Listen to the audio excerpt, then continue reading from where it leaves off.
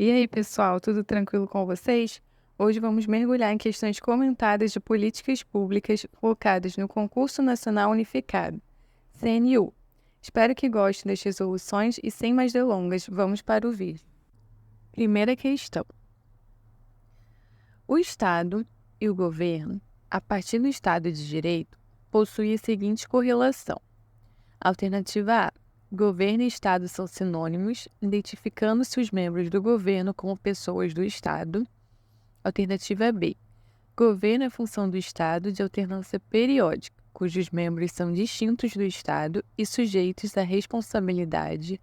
Alternativa C. O Estado se sujeita irrestritamente ao governo, ainda que este seja composto por alternância periódica. E alternativa D. Os membros do povo possuem, perante o Estado, qualidade de súditos, mas perante o governo possuem qualidade de cidadãos, indivíduos. Agora para o vídeo para responder a questão. A alternativa correta é a letra B. Ela destaca a distinção em relação entre o Estado e o governo, dentro de um Estado de Direito. O Estado é uma entidade soberana e permanente, composta por 3 elementos essenciais: território, povo e soberania. Ele estabelece a estrutura política e legal dentro da qual o governo opera. O governo, por outro lado, é um elemento transitório do Estado, caracterizado pela administração pública e pela execução de políticas públicas. Esse elemento do Estado é sujeito a uma alternância periódica, geralmente através de eleições democráticas ou outros mecanismos de transição de poder, refletindo a vontade do povo. Os membros do governo, embora sejam parte do aparato estatal, não são sinônimos do Estado em si. Eles são funcionários temporários, que administram os recursos do Estado e são responsáveis perante o povo e as leis do país.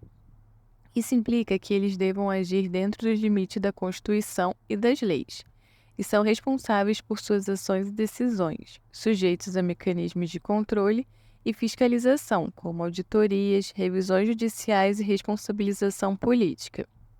As demais alternativas são corretas porque: alternativa A. Confundem as entidades do Estado e de governo como sinônimos, o que é um erro conceitual.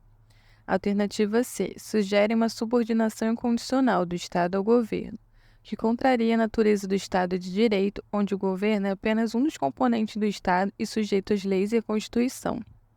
Alternativa D. Apresenta uma visão errada sobre a relação entre o povo e o Estado-governo, insinuando uma distinção entre súditos e cidadãos indivíduos, que não existe um Estado de Direito, onde todos são iguais com direitos e obrigações perante a lei. Essa análise demonstra a importância de compreender corretamente as funções e relações dentro de um Estado de Direito, essencial para profissionais envolvidos na administração pública, como os analistas da ALMG.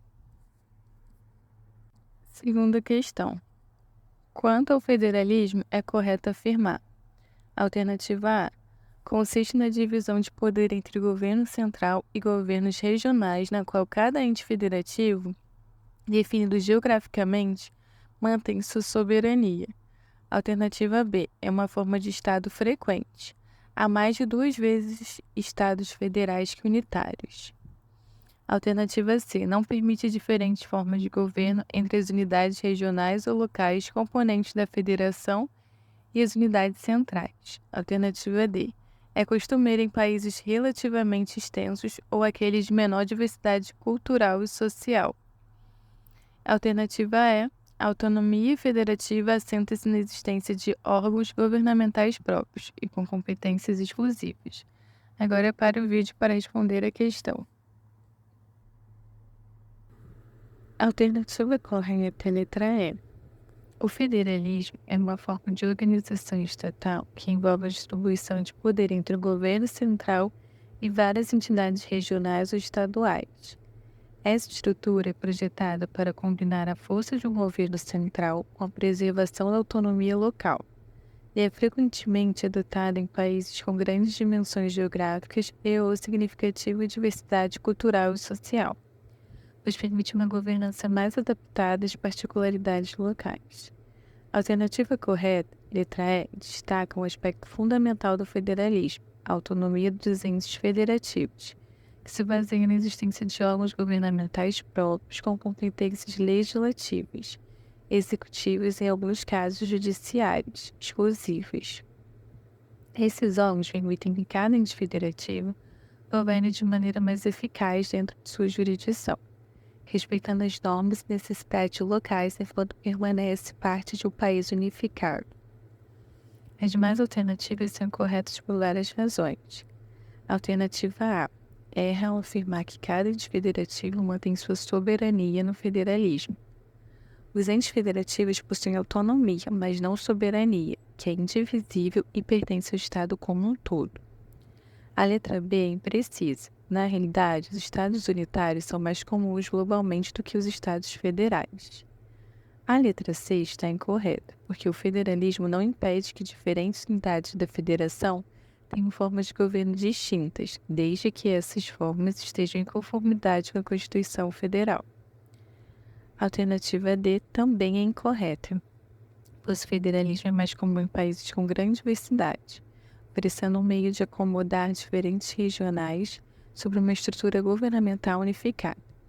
Portanto, o entendimento claro das características e vantagens do federalismo é crucial para reconhecer como ele pode oferecer uma abordagem equilibrada entre governança centralizada e autonomia regional. Terceira questão. No debate sobre processos de descentralização que sustentam o federalismo, os argumentos buscam demonstrar que a descentralização das decisões sobre a oferta de bens públicos para os entes subnacionais promoveria maior eficiência locativa, vis-à-vis a centralização das decisões. Nessa perspectiva, entende-se que, alternativa A oferta de bens localmente customizados e seus baixos custos informacionais, que garantem maior eficiência locativa, derivam do fato de que as preferências locais são mais homogêneas, o que permite o desenvolvimento de políticas redistributivas ou equalizadoras. Alternativa B.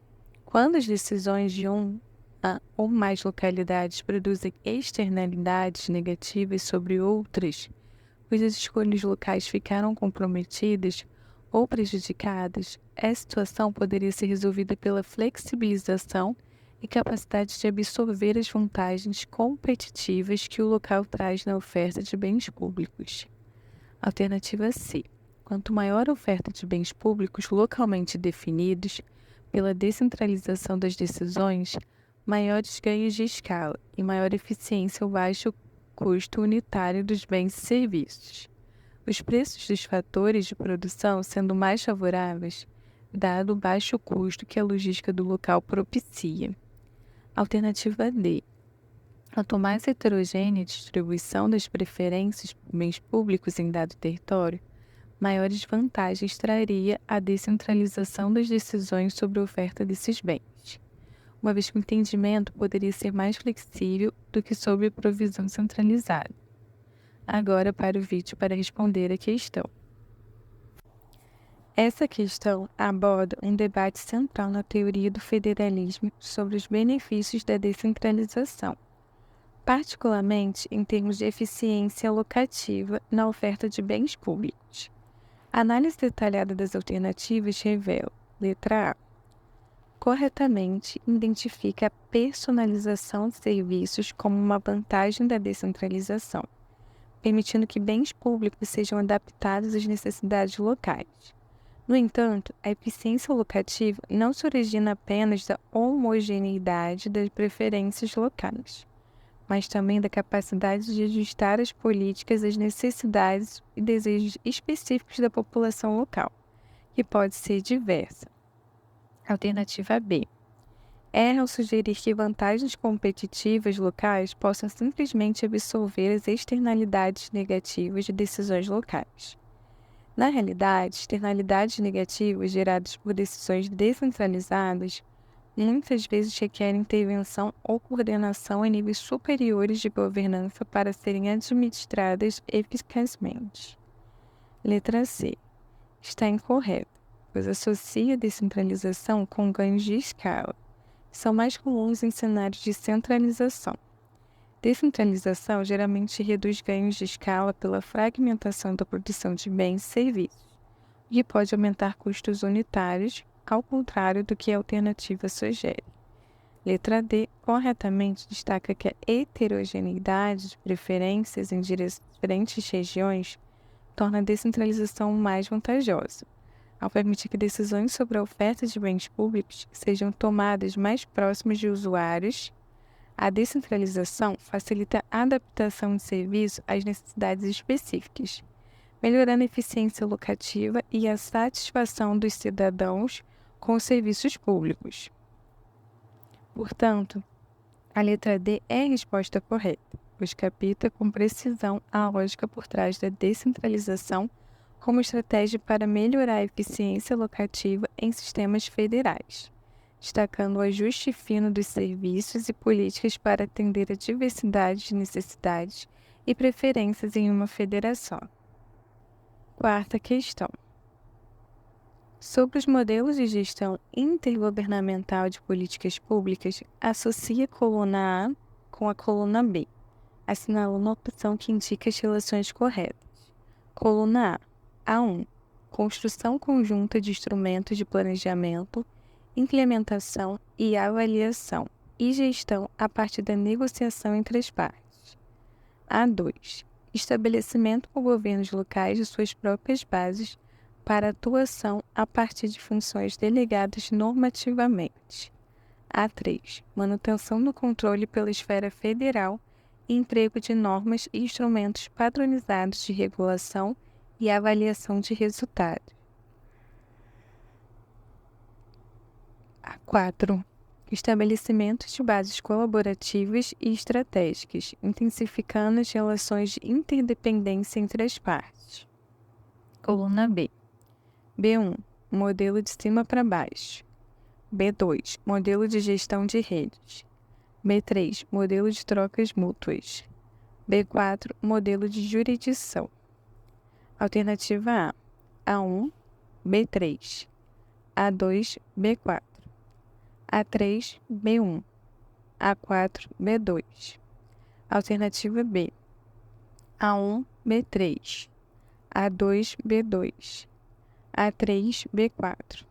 A4, B1. Alternativa C. A1, B1. A2, B3. A3, B2. A4, B4. Alternativa D. A1, B4. A2, B1. A3, B3. A4, B2. Alternativa E. A1, B2. A2, B1. A3, B4. A4, B3. Agora pare o vídeo para responder a questão. A alternativa correta é a letra A. A questão aborda os moldes de gestão intergovernamental no contexto de políticas públicas, utilizando conceitos de gestão federativa de Agranoff e Maspiri. Cada descrição na coluna A alinha-se com um modelo específico na coluna B. A1. Construção conjunta de instrumentos de planejamento, implementação e avaliação e gestão a partir de negociação entre as partes. Correspondência. B3. Modelo de trocas mútuas. Esse modelo é caracterizado pela negociação e colaboração entre diferentes níveis de governo, sem uma dominação clara de qualquer esfera. O foco é na interação e no acordo mútuo para atingir objetivos comuns. A2. Estabelecimento por governos locais suas próprias bases para atuação, a partir de funções delegadas normativamente. Correspondência B4. Modelo de jurisdição. Esse modelo envolve a delegação de autoridade e responsabilidade para governos locais, que então desenvolvem suas próprias políticas dentro de um framework legalmente estabelecido. É um modelo descentralizado que permite autonomia local dentro de certos limites. A3. Manutenção do controle pela esfera federal e emprego de normas e instrumentos padronizados de regulação e avaliação de resultados. Correspondência B1. Modelo de cima para baixo. Esse modelo é marcado pelo controle centralizado, onde o governo federal define as políticas e procedimentos que devem ser seguidos pelos níveis inferiores de governo. A ênfase está em conformidade e uniformidade. A4, estabelecimento de bases colaborativas e estratégicas, intensificando as relações de interdependência entre as partes. Correspondência B2, modelo de gestão de redes. Esse modelo enfatiza a colaboração e a coordenação entre diferentes entidades governamentais e não governamentais. Ele promove uma abordagem integrada e sinérgica para a gestão. Implementação de políticas públicas aproveitando a interdependência entre as partes para melhorar a eficiência. Gabarito correto é a letra A. Associa corretamente cada descrição de gestão intergovernamental com o modelo apropriado, refletindo um entendimento profundo de como a descentralização e a colaboração podem ser estruturadas em políticas públicas. Quinta questão. Os programas Mais Médicos e Médicos pelo Brasil, apesar de diferenças em termos de escolha da alternativa de ação, partem de um mesmo diagnóstico: a falta de profissionais de saúde em diversas localidades brasileiras. Assim, o Ministério da Saúde busca resolver uma demanda vinda, sobretudo de municípios com maior vulnerabilidade social e mais distantes dos grandes centros urbanos.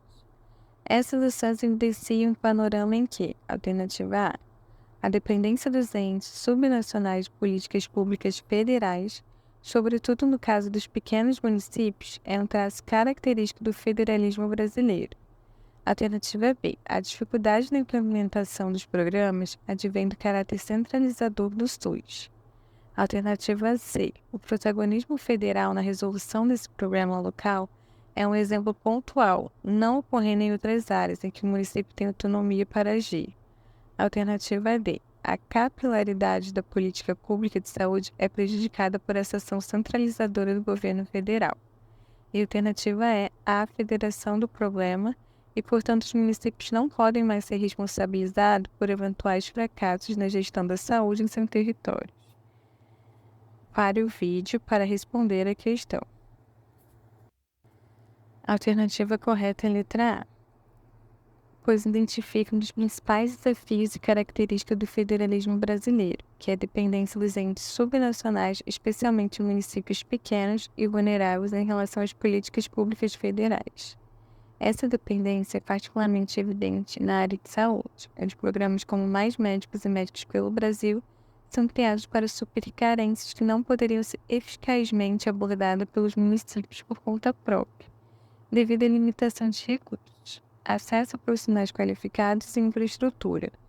Esses programas são projetados para aliviar desigualdades regionais na disponibilidade de serviços médicos, refletindo o papel complementar e essencial do governo federal em garantir o direito universal à saúde conforme preconizado pelo Sistema Único de Saúde. As alternativas B e D erram ao atribuir problemas de implementação prejuízo na capilaridade do serviço de saúde ao caráter centralizador do SUS, que, na realidade, é a estrutura para operar de maneira descentralizada, a coordenação entre os diferentes níveis de governo. A alternativa C também está incorreta, pois o envolvimento federal na saúde é uma constante em múltiplas áreas, não sendo caso isolado.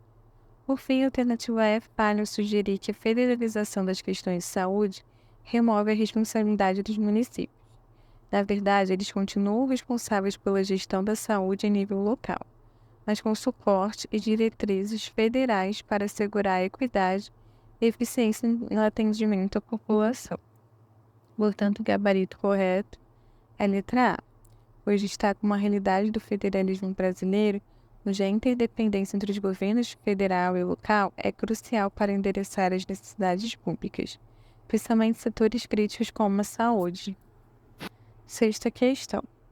A pandemia de Covid-19 exigiu dos entes governamentais no Brasil uma série de políticas públicas emergenciais, com os atores atuando como bombeiros diante de uma situação crítica. Observando a dinâmica subnacional na ocasião e levando em consideração os preceitos do federalismo brasileiro, é correto afirmar que, alternativa A, transcorreu-se uma série de quebras à hierarquia dos entes que atuavam com estratégias distintas e por vezes contraditórias entre si. Alternativa B, ocorreu uma fragmentação das políticas de combate à Covid-19, sobretudo pela falta de coordenação de uma política nacional. Alternativa C. Diante das incertezas e da complexidade da crise pandêmica, a centralização das decisões do governo federal foi a medida adotada para o enfrentamento do problema. Alternativa D. As iniciativas dos entes subnacionais foram distintas e contraditórias entre si, fazendo parte de uma estratégia nacional de experimentação diante das incertezas. Alternativa E. A maior parte das políticas locais se mostraram ineficazes ao longo do tempo, porém populares, motivo pelo qual foram mantidas. Agora para o vídeo para responder a questão. A alternativa correta é a letra B.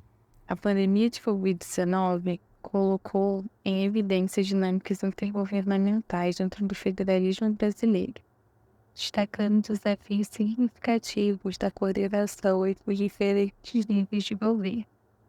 A resposta correta para essa questão é a letra D, pois capta essencialmente a natureza fragmentada das respostas políticas durante a pandemia. Letra B. Essa alternativa identifica que a falta de uma política nacional coesa e coordenada levou a uma fragmentação nas respostas ao combate da Covid-19. Diversos estados e municípios brasileiros adotaram medidas variadas, refletindo diferenças nas capacidades administrativas e percepções locais sobre a gravidade da situação e as melhores estratégias de enfrentamento. Essa fragmentação não foi ideal, contribuiu para uma resposta desigual à pandemia, complicando esforços para controlar a disseminação do vírus de maneira eficiente e equitativa. Letra A.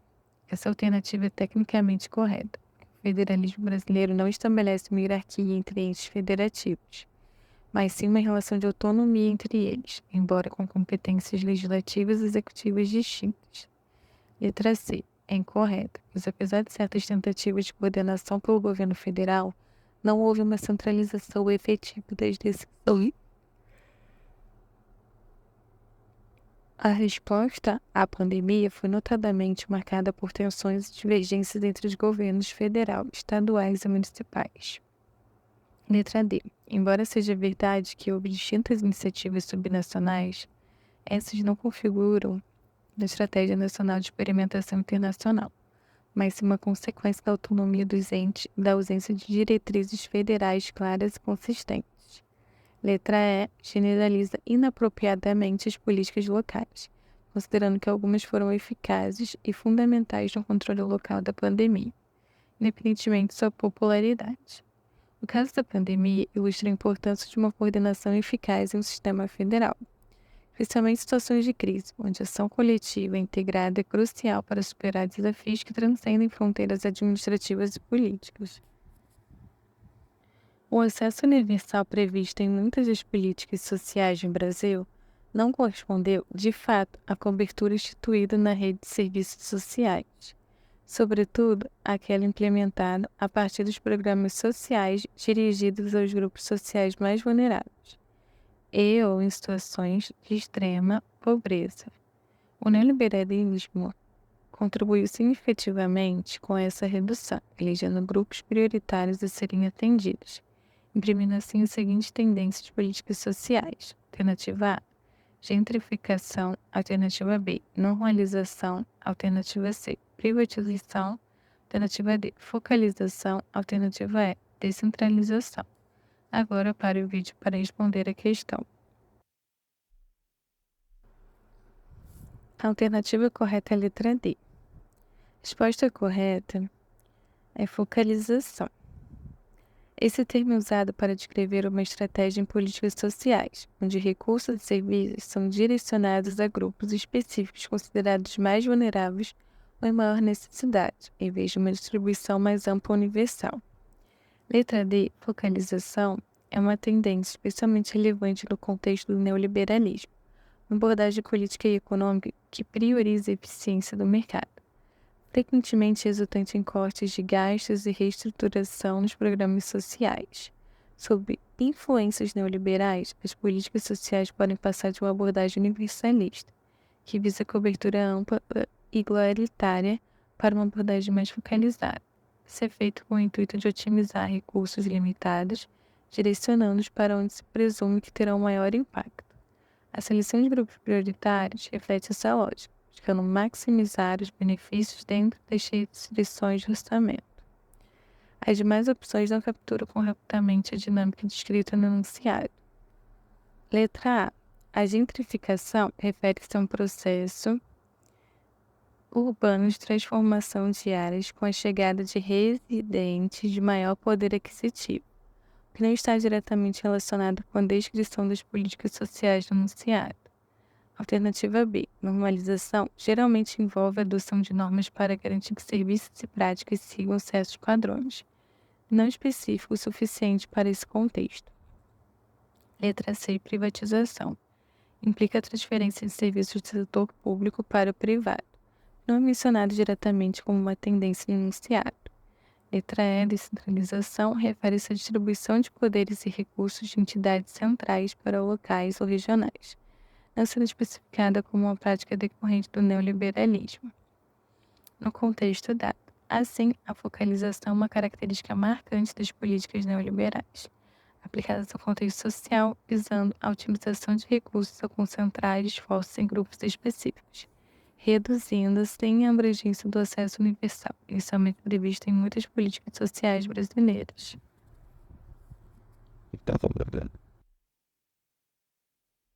Oitava questão. As políticas públicas resultam do processo decisório governamental. Nelas são identificados problemas, prioridades, estratégias e atores que concorrem para sua execução, e sua avaliação permite aprimorar, inovar e até mesmo dar o rumo da ação governamental. O processo de formulação, implementação e avaliação das políticas públicas é complexo e dinâmico. No entanto, estudos trazem a noção de ciclos de políticas públicas como referencial para pensar e pôr em prática as políticas públicas.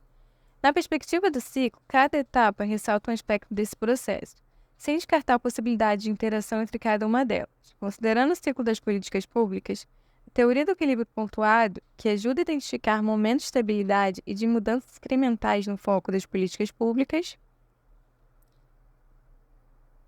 está melhor relacionada com a seguinte etapa do ciclo: alternativa A, formulação de alternativas, alternativa B, avaliação, alternativa C, tomada de decisão, alternativa D, formação de agenda e alternativa E, implementação.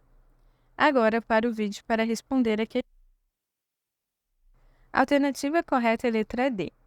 A teoria do equilíbrio pontuado é um conceito fundamental na análise de políticas públicas, proporcionando uma compreensão robusta de como as políticas se desenvolvem e mudam ao longo do tempo. Essa teoria proposta por Brian Jones e Frank Braughmart desafia a visão tradicional de que as mudanças políticas são sempre graduais e incrementais, mostrando como períodos de estabilidade política são pontuados por surtos de mudanças significativas quando as políticas se ajustam dramaticamente em resposta a novos problemas ou reconfigurações no cenário político. Letra D. Formação da agenda. Esse estágio do ciclo de políticas públicas envolve o reconhecimento e a definição de problemas que necessitam de atenção governamental. A teoria do equilíbrio pontuado é particularmente relevante aqui, porque destaca como certos problemas interrompem na agenda política após períodos de negligência ou estabilidade. O modelo sugere que mudanças substanciais na agenda política muitas vezes ocorrem em respostas à acumulação de demandas e problemas que não foram adequadamente endereçados no processo político regular. Assim, a teoria ajuda a entender como e por que certas questões ganham proeminência repentina e como as agendas políticas são formadas e reformuladas em resposta a dinâmicas tanto internas quanto externas. Outras alternativas. Letra A. Enquanto a formulação de alternativas é crucial, ela mais frequentemente envolve a análise de opções viáveis dentro do contexto das políticas já reconhecidas na agenda. Letra B. A avaliação foca em revisar a eficácia das políticas implementadas, não diretamente ligada ao foco da teoria em questão. Letra C. A tomada de decisão é um processo contínuo, que pode ser influenciado pela teoria, mas não é seu foco principal. Letra E. A implementação trata de colocar em prática as políticas decididas, enquanto importantes mudanças podem ocorrer. A teoria é mais relevante na fase pré-decisória de formação de agenda. Portanto, a resposta correta, letra D, captura com precisão a contribuição da teoria do equilíbrio pontuado para entender a dinâmica da formação da agenda no ciclo de políticas públicas, enfatizando a interação entre estabilidade prolongada e mudanças rápidas e significativas na focalização das políticas. Nona questão. Diversos autores apontam características comuns aos problemas públicos para facilitar o processo de identificação, podendo assim o analista de políticas categorizar e buscar soluções para novos desafios, a partir de problemas anteriores de natureza semelhante. Entretanto, nem todos os problemas públicos compartilham características. Diversos de problemas públicos contemporâneos merecem destaque os wicked problems, problemas desestruturados que desafiam continuamente os analistas. Os wicked problems são singulares e diferenciam-se dos demais problemas públicos. A. Pela dificuldade de serem resolvidos e pelo potencial para criar problemas. Alternativa B. Pela complexidade técnica e pelo alto grau de imprevisibilidade, incerteza e riscos. Alternativa C. Pela interligação com vários outros problemas e por não possuírem uma solução correta ou definitiva. Alternativa D. Por não possuírem clara delimitação de fronteiras e por envolverem bens públicos. Alternativa E. Por envolverem soluções com escolhas trágicas, assim como a redistribuição de riquezas e recursos. Agora para o vídeo para responder a questão. A alternativa correta é a letra C. Wicked Problems representa uma categoria distinta de problemas públicos, que são particularmente desafiadores devido à sua natureza complexa e multidimensional. Esses problemas são caracterizados por várias particularidades que os tornam resistentes a soluções convencionais, o que exigem abordagens inovadoras e adaptativas para sua sugestão. Letra C. Essa alternativa captura duas características essenciais dos wicked problems: a interconexão com outros problemas e a ausência de soluções claras e definitivas. Wicked problems são frequentemente entrelaçados com outros desafios sociais, econômicos e ambientais, tendo uma complexa teia de causas e efeitos que dificulta a identificação de soluções lineares. Além disso, devido à sua natureza complexa e o envolvimento de múltiplos stakeholders com diferentes perspectivas e interesses, não existe uma solução correta para os wicked problems. As respostas são geralmente temporárias, podem necessitar de ajustes contínuos à medida que novas informações surgem e o contexto evolui. Outras alternativas. Letra A. Embora os wicked problems sejam de fato difíceis de resolver e possam gerar novos problemas, essa descrição não aborda especificamente a natureza interconectada e a falta de soluções definitivas, que são características distintas dos wicked problems. Letra B. A complexidade técnica, imprevisibilidade, incerteza e risco são traços gerais de muitos problemas complexos, mas não especificam as características únicas do wicked problem. Letra D. A falta de delimitação clara de fronteiras é relevante, mas esta alternativa não aborda diretamente a interconexão com outros problemas ou a natureza das soluções. Letra E. Envolver escolhas trágicas e a redistribuição de recursos são desafios potenciais em muitos contextos de política, mas não capturam especificamente a essência dos wicked problems, que reside na sua complexidade e falta de resoluções claras. A teoria do wicked problems é fundamental para compreender e abordar os problemas públicos mais desafiadores da atualidade. Reconhecer esses problemas e aplicar estratégias adequadas para seu manejo exige uma compreensão profunda da dinâmica e interdependência dos fatores envolvidos, o que implica uma abordagem holística e colaborativa na formulação de políticas públicas. 10ª questão. A análise de políticas públicas pode ser entendida como uma atividade orientada para a geração e a sistematização de conhecimentos aplicados à resolução de problemas públicos. Para tanto, se faz necessário compreender as diferentes formas de avaliar e identificar ineficiências antes, durante e depois da implementação de políticas públicas. Essa avaliação, quando feita de forma preliminar à tomada de decisão, é denominada ex-ante. Essa metodologia ocorre, alternativa A, em momento de elaboração e proposição de políticas públicas e visa o monitoramento da política pública em andamento. Alternativa B, em momentos de elaboração e proposição de políticas públicas e visa orientar a decisão para que a política pública formulada seja mais efetiva, eficaz e eficiente. Alternativa C, após o momento da elaboração e proposição de políticas públicas e visa produzir propostas de melhoria de políticas públicas já instituídas. Alternativa D. Após o momento de elaboração e proposição de políticas públicas e visa avaliar os impactos de políticas públicas após a sua implementação. Alternativa E. Após o momento de elaboração e proposição de políticas públicas e visa avaliar o custo-benefício da política pública implementada. Agora para o vídeo para responder a questão.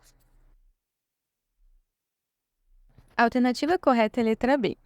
A avaliação ex-ante é uma ferramenta essencial no ciclo de políticas públicas, utilizadas para prever os efeitos e a eficiência de uma política antes de sua implementação. Essa abordagem é crucial para assegurar que as políticas públicas sejam formuladas com base em uma compreensão sólida dos possíveis resultados e para garantir que recursos sejam alocados de maneira eficaz e eficiente. Letra B.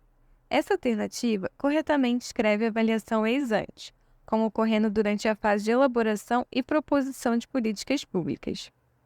Seu objetivo principal é orientar decisões estratégicas, assegurando que a política proposta seja efetiva em alcançar seus objetivos, eficaz em sua implementação e eficiente no uso de recursos. Essa avaliação procura antecipar problemas, avaliar a viabilidade e os potenciais impactos da política, contribuindo para uma formulação mais informada e responsável.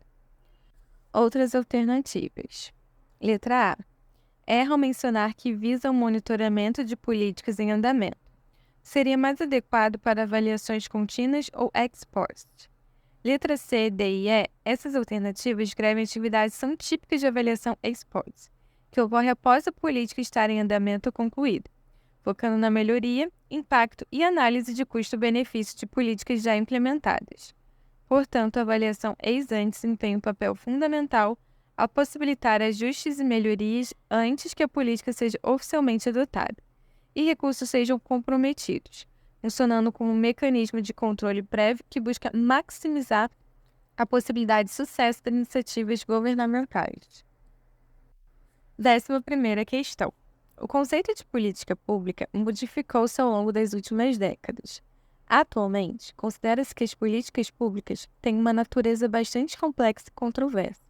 O ciclo clássico de políticas públicas, que englobava 3 etapas, foi ampliado, no sentido de se compreender melhor seu processo. Considerando essa nova perspectiva, as fases de respectiva ordem de desenvolvimento das políticas públicas são: alternativa A, agenda, formulação, estratégia, execução, implementação e monitoramento. Alternativa B, formação da agenda, decisão de implementação, execução e monitoramento.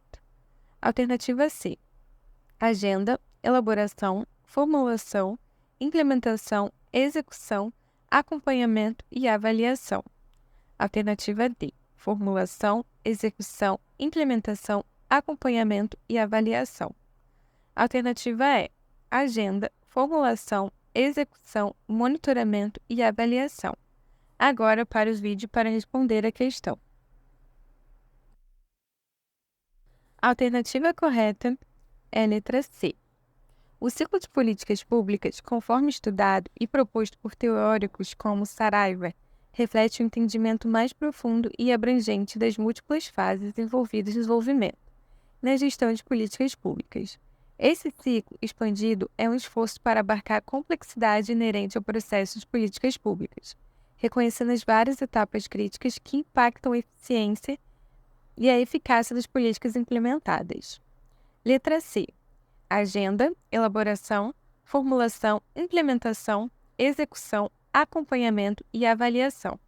Essa alternativa alinha-se precisamente com a abordagem contemporânea do ciclo de políticas públicas, destacando uma sequência lógica que começa com a formação da agenda, o reconhecimento das questões que necessitam de intervenção pública e passa pela elaboração e desenvolvimento de propostas detalhadas, formulação, definição das políticas e decisões sobre as estratégias a serem adotadas, implementação, processo de colocar as políticas em prática, execução, ação prática de realizar atividades planejadas, acompanhamento, monitoramento contínuo das operações e avaliação, a análise retrospectiva dos resultados e impactos. Outras alternativas. Letra A.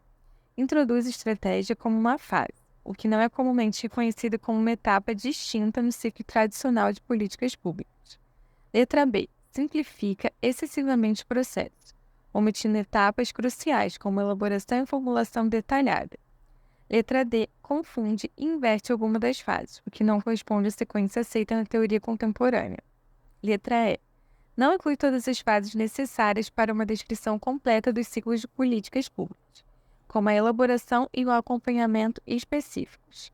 A compreensão desse ciclo é fundamental para os profissionais envolvidos na análise, formulação e avaliação de políticas públicas, pois permite uma visão sistêmica e integrada de como as políticas devem ser desenvolvidas, implementadas e revistas para garantir que se atendam efetivamente às necessidades da população, adaptando-se a contextos em mudanças e respondendo a desafios emergentes de forma eficaz.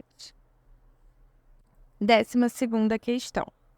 Caso o poder público tenha o intuito de conceder benefícios sociais, mas sem criar uma situação conflituosa entre os diversos atores e grupos de interesse da sociedade, é recomendada a elaboração de uma política do tipo A. Regulatória, alternativa B. Constitutiva, alternativa C. Redistributiva, alternativa D. Distributiva e alternativa E. Processual. Agora para o vídeo para responder a questão.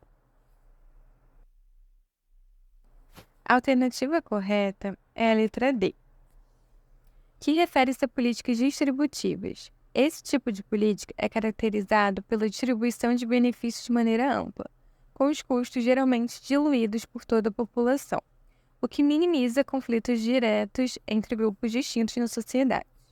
Vamos explorar mais detalhadamente o conceito e as implicações dessa escolha. Políticas distributivas são projetadas para oferecer benefícios a certos grupos ou setores da sociedade, com o custo sendo suportado pelo público, em geral, através de impostos ou outras formas de receita pública. Esse tipo de política é frequentemente empregada em áreas como educação, infraestrutura ou serviços de saúde, onde os benefícios são vistos como ganhos para a sociedade como um todo.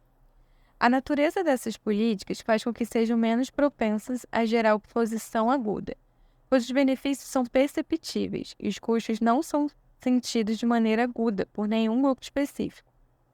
Outras alternativas. Letra A. Regulatória. Políticas regulatórias envolvem a imposição de normas que regulam o comportamento dos indivíduos ou instituições. Essas podem ser mais conflituosas, dependendo de como restringam a atividade de certos grupos. Letra B. Constitutiva. Refere-se a políticas que estabelecem regras ou condições fundamentais para atividades dentro de uma sociedade, como a criação de agências ou estabelecimento de normas legais. Letra C. Redistributiva. Como já detalhado, redistributivas tendem a realocar recursos de um grupo para o outro, frequentemente gerando conflitos significativos, devido à percepção de perdedores e ganhadores. Letra E. Processual. Foca na maneira de como as decisões são tomadas, implementadas, influenciando os processos administrativos e judiciais sem necessariamente atribuir ou redistribuir benefícios diretos. Portanto, no contexto descrito no enunciado, onde se busca evitar conflitos enquanto se provê benefícios sociais, a elaboração de uma política distributiva é a mais apropriada. Essa escolha é estratégica para maximizar o impacto positivo da política, minimizando ao mesmo tempo a resistência por parte dos diferentes setores da sociedade, facilitando sua implementação e obtenção de resultados efetivos em termos de benefícios sociais. 13ª questão. A formulação de políticas públicas é um processo longo, cujo desenvolvimento é permeado por conflitos de interesses. Grupos políticos divergentes buscam favorecer seus interesses e, consequentemente, pode influir na formulação de políticas públicas. Acerca da corrupção na formulação de políticas públicas, é correto afirmar que: alternativa A, mais ampla em ambientes democráticos, em que um número maior de atores e grupos de interesses têm acesso ao processo, pode monitorá-lo, especialmente em estados com índices de apoio popular reduzidos. Alternativa B, menos ampla em ambientes democráticos, em que o número maior de atores e grupos de interesses têm acesso ao processo, e pode monitorá-lo, especialmente em estados com índices de apoio popular reduzidos.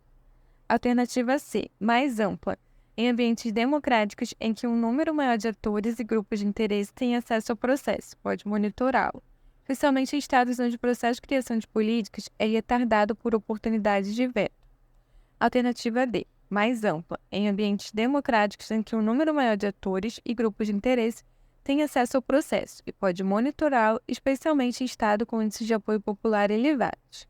Alternativa E, menos ampla, em ambientes autocráticos em que um número maior de atores e grupos de interesses têm acesso ao processo e pode monitorá-lo, especialmente em estados onde o processo de criação de políticas é retardado por oportunidades de veto.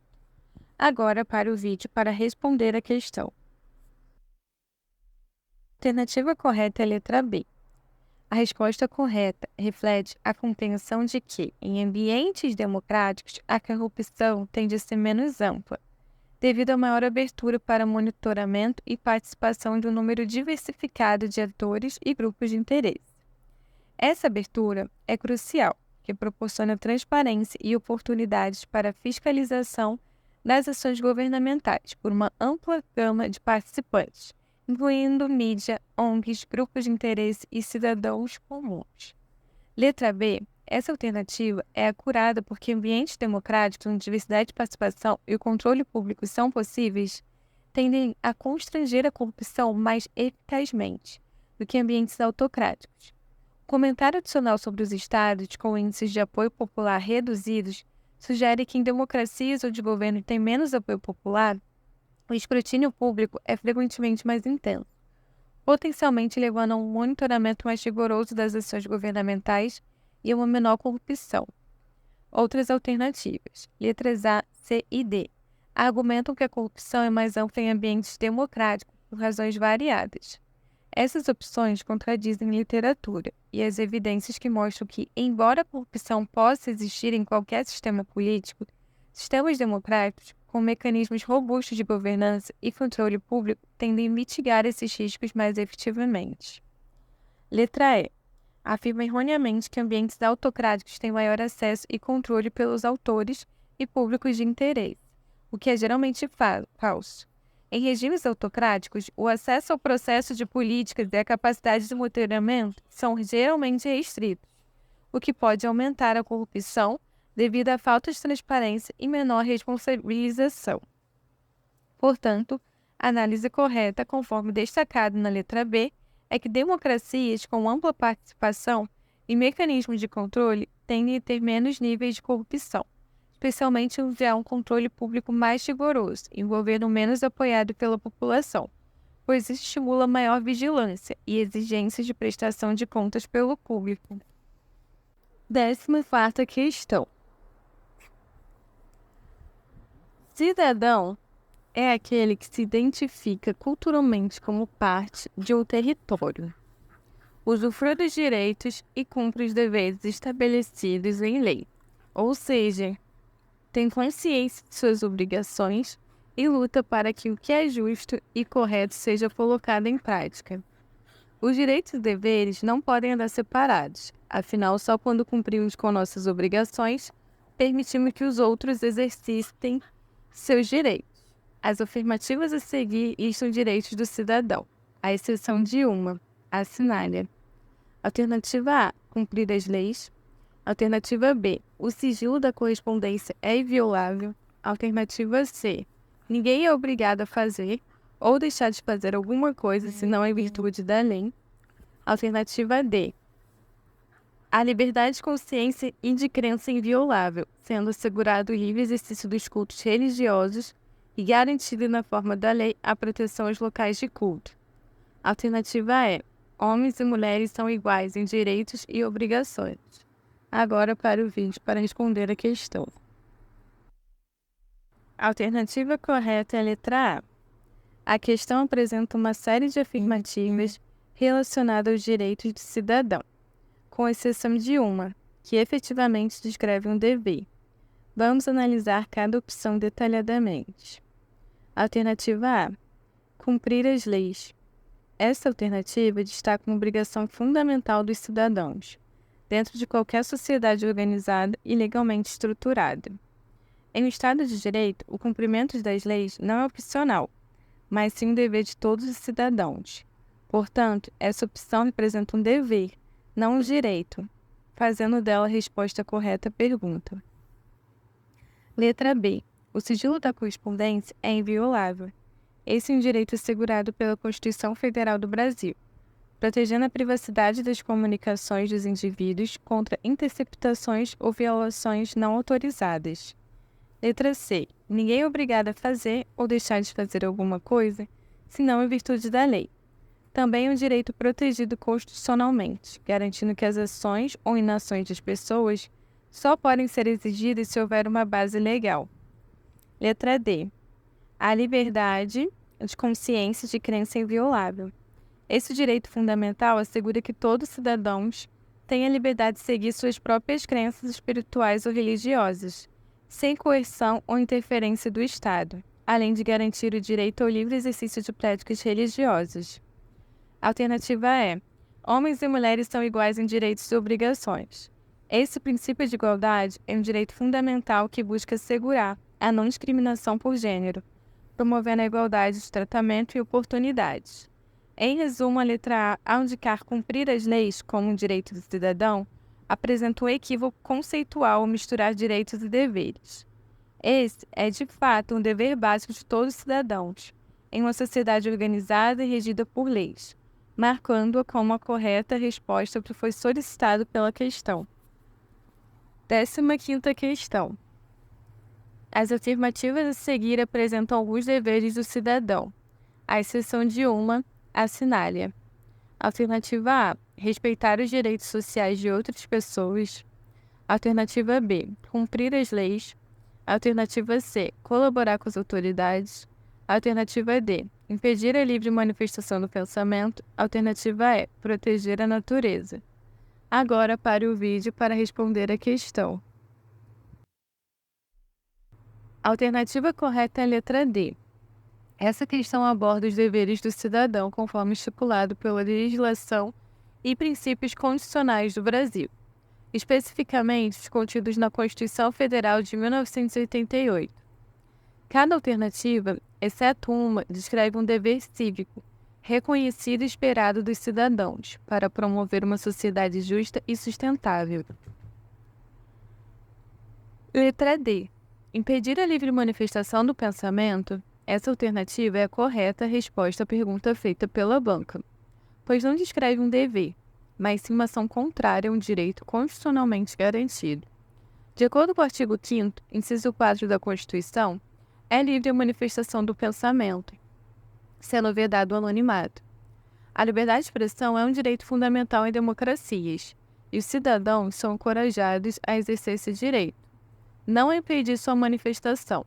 Portanto, essa opção é incorreta no contexto de listar um dever do cidadão. Letra A. Respeitar os direitos sociais de outras pessoas. Este é claramente um dever cívico. Respeitar os direitos sociais de outras pessoas é fundamental para a coexistência harmônica em qualquer sociedade. Está em conformidade com os princípios de dignidade e igualdade perante a lei. Letra B. Cumprir as leis também é um dever cívico fundamental.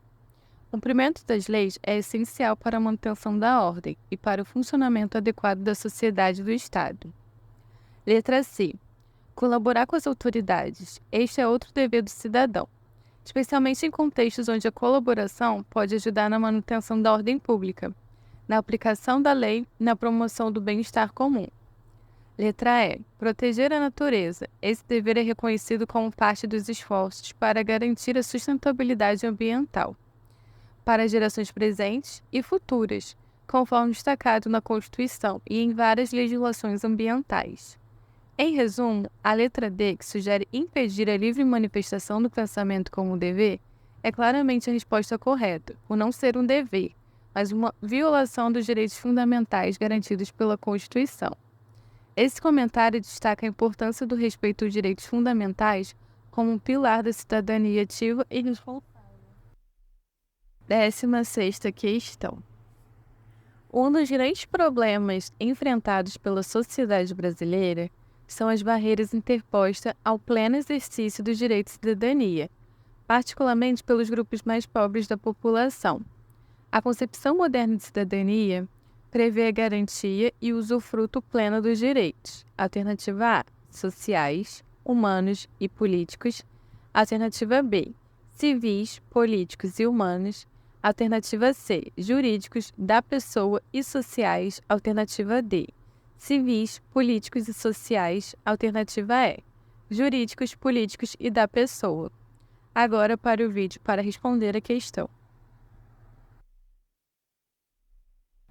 A alternativa correta é a letra D, o que reflete a tríade clássica dos direitos de cidadania conforme estabelecido pelo sociólogo britânico Marshall, que articulou a divisão dos direitos de cidadania em civis, políticos e sociais. Essa divisão é amplamente aceita e usada para descrever como esses direitos se complementam para formar a base de uma cidadania plena e funcional em uma sociedade democrática moderna. Direitos civis incluem os direitos necessários para a liberdade individual, liberdade de expressão, de pensamento, fé, propriedade e igualdade perante a lei. Esses direitos são essenciais para a liberdade individual dentro do Estado de Direito. Direitos políticos são direitos de participação na formulação do governo e em sua administração, tais como o direito de votar e ser eleito para cargos públicos. Esses direitos garantem que os cidadãos tenham uma voz na governança e nas decisões políticas que afetam suas vidas. Direitos sociais referem-se aos direitos que garantem a participação plena do indivíduo na riqueza da comunidade, incluindo o direito à educação, a um padrão de vida adequado e a segurança social. Eles asseguram que todos tenham acesso às condições econômicas e sociais básicas necessárias para viver uma vida com dignidade. Análise das outras alternativas. Letra A. Mistura termos, já que humanos não é um termo normalmente separado em clássicos debates sobre cidadania dentro do contexto de Marshall. Letra B. Incorpora humanos, de forma errônea semelhante a A. Letra C e E. Usam termos como jurídicos e da pessoa, que não são categorias clássicas de direitos de cidadania conforme o modelo de Marshall, e são mais genéricos ou abstratos. Assim, o entendimento desses direitos como uma tríade interligada reflete a visão holística de cidadania necessária para o pleno desenvolvimento humano e político, crucial especialmente para as populações marginalizadas, que enfrentam barreiras sistemáticas no exercício desses direitos. A inclusão e reforço desses direitos são fundamentais para superar as desigualdades sociais, promover uma sociedade mais justa e inclusiva. 17ª questão. No âmbito da definição das políticas de governo, no texto da atual Constituição Federal Brasileira, compreende-se que a categoria controle social tem a concepção de: alternativa A, controle do Estado e ou empresariado sobre as massas populares. Alternativa B, visão sociológica das ações coercitivas sobre a população. Alternativa C, mecanismos de entendimento das lutas dos movimentos sociais. Alternativa D, participação popular na elaboração e fiscalização de políticas públicas. Alternativa E, discurso garantidor dos privilégios das elites econômicas do governo. Agora para o vídeo para responder a questão. A alternativa correta é a letra D, pois reflete o conceito de controle social conforme entendido na Constituição Federal do Brasil. Esse termo é frequentemente interpretado no contexto da participação cidadã ativa na gestão das políticas públicas, abrangendo não apenas a fiscalização da atuação governamental, mas também a participação direta na formulação, deliberação e avaliação das políticas públicas. A inclusão do controle social como princípio constitucional sublinha a importância da transparência e da responsabilidade na gestão pública, além de reforçar o papel fundamental que os cidadãos devem desempenhar em um sistema democrático. A análise detalhada das alternativas. Letra A sugere uma interpretação de controle social como dominação, o que é contrário ao espírito democrático e participativo da Constituição Brasileira de 1988, que visa expandir e não restringir a participação popular. Letra B refere-se a uma interpretação mais restrita e sociológica de controle, focando em aspectos coercitivos que não capturam o propósito principal do termo, conforme utilizado na governança pública contemporânea no Brasil. Letra C. Embora os movimentos sociais sejam essenciais para o entendimento e a aplicação do controle social, essa opção limita excessivamente o conceito a focar apenas as lutas desses movimentos, sem mencionar a participação mais ampla da sociedade na governança. Letra D. Corretamente identifica o controle social como um processo inclusivo de participação cidadã na elaboração e fiscalização de políticas públicas, refletindo a visão constitucional que busca promover um governo responsável e responsivo às necessidades e desejos da população. Letra E. Propõe uma visão cínica do controle social, que não alinha com a intenção normativa e idealista da Constituição, que busca democratizar e não concentrar o poder nas mãos das elites. Contexto ampliado e importância. Controle social, conforme incorporado na Constituição Federal Brasileira, destaca a democratização do processo político e a efetivação da gestão pública como espaço compartilhado entre governo e sociedade. Esse processo é fundamental para assegurar que as políticas públicas sejam desenvolvidas de maneira transparente e que respondam adequadamente às exigências e às necessidades da população. Ao promover uma participação ativa, o controle social busca garantir uma maior justiça social e eficácia na implementação de políticas públicas, incentivando um diálogo contínuo entre o Estado e os cidadãos. 18ª questão. Para reduzir os problemas inerentes aos tradicionais grupos de interação e superar as pressões para conformidade que dificultam o desenvolvimento de alternativas criativas, uma solução é adotar alternativa A, técnica de grupo nominal, alternativa B, reunião eletrônica, alternativa C, brainstorm, alternativa D, folga social e alternativa E, grupo Think. Agora para o vídeo para responder a questão. Resposta correta é a letra C, que se refere ao brainstorm, também conhecido como tempestade de ideias. Essa técnica é amplamente utilizada em diversos campos, especialmente na administração e no desenvolvimento de projetos, para fomentar a criatividade e a inovação dentro de grupos. Vamos detalhar a importância e aplicação desta técnica, bem como revisar por que as outras alternativas não são adequadas para o contexto mencionado. Brainstorm. Esse é o processo projetado para ajudar grupos a gerar um volume máximo de ideias em um ambiente livre de críticas. Durante uma sessão de brainstorm, os participantes são encorajados a falar livremente e a contribuir com ideias, independentemente do quão inovadoras ou não convencionais possam ser. O objetivo é produzir uma ampla variedade de ideias e soluções que podem ser refinadas e avaliadas mais tarde. Essa técnica é especialmente útil para superar barreiras de conformidade e incentivar o pensamento original. São críticos quando se busca inovação e soluções criativas. Análise das outras opções. Letra A. Técnica de grupo nominal. Enquanto essa técnica também é usada para a geração de ideias, ela é mais estruturada, envolve votação e ranking de ideias, o que pode inibir algumas espontaneidades necessárias para a criatividade desinibida. Letra B. Reunião eletrônica. Pode facilitar a comunicação, especialmente em ambientes distribuídos, mas não especificamente incentiva a criatividade ou a geração de ideias. Letra D. Folga social. Refere-se ao fenômeno onde indivíduos em um grupo produzem menos esforço do que quando trabalham sozinhos. Não é uma técnica para fomentar a criatividade.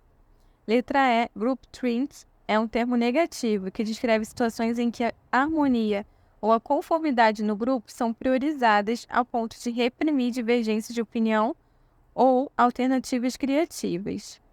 Implicações práticas do brainstorm. Utilizar o brainstorm como uma ferramenta no processo de desenvolvimento de políticas e administração permite que organizações explorem possíveis soluções que poderiam ser descartadas em ambientes mais críticos ou conformistas. Ao encorajar um ambiente aberto e inclusivo, brainstorm pode desencadear o potencial criativo dos participantes, levando a soluções inovadoras que poderiam resolver problemas complexos de maneiras novas e eficazes.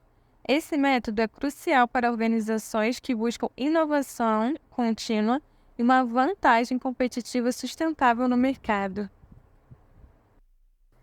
19ª questão. Considere o texto a seguir. Ludmilla dá o sangue. A cantora Ludmilla prometeu dar o ingresso de um show no Manaus para cada pessoa que doasse sangue entre os dias 5 e 7 de julho, no Rio de Janeiro. Com o resultado, recordes de doações foram batidos. Ao ver os números, eu pensei que esse seria um belíssimo caso em que a economia comportamental pode explicar o fenômeno. Ela é uma disciplina que surge na incorporação pela economia, desenvolvimentos teóricos e descobertas empíricas no campo da psicologia, da neurociência e de outras ciências sociais. Para o autor do texto, o sucesso da campanha da cantora Ludmilla explica-se pela tomada de decisão intuitiva, que pode ser caracterizada como alternativa A, modelo racional de tomada de decisão e escolhas coerentes e de valor maximizado dentro de certos limites e restrições. Alternativa B, modelo simplificado de racionalidade limitada que captura toda a complexidade da decisão. Alternativa C, processo de decisão significativa tomada mais por meio de julgamentos objetivos do que por um modelo prescritivo. Alternativa D, processo cognitivo inconsciente, gerado pelas experiências vividas que geralmente envolvem emoções. Alternativa E, processo decisório no qual as pessoas se satisfazem, isto é, buscam soluções que sejam suficientes e satisfatórias e não ótimas. Agora para o vídeo para responder a questão. A alternativa correta é a letra D, que descreve a tomada de decisão como um processo cognitivo inconsciente, gerado pelas experiências vividas, que geralmente envolve emoções. Essa definição é particularmente relevante no contexto de economia comportamental, que examina como fatores psicológicos, cognitivos e emocionais afetam as decisões das pessoas, muitas vezes de maneiras que desviam da racionalidade pura. Detalhamento do comentário e contextualização teórica. Processo cognitivo inconsciente refere-se à maneira pela qual as decisões são influenciadas por processos mentais, que não são totalmente acessíveis à consciência tomador da decisão. Em muitos casos, esses processos são moldados por experiências anteriores, pelo contexto emocional, que pode levar a decisão que parecem intuitivas ou instintivas. Influência emocional. A economia comportamental reconhece que as emoções desempenham um papel crucial nas decisões.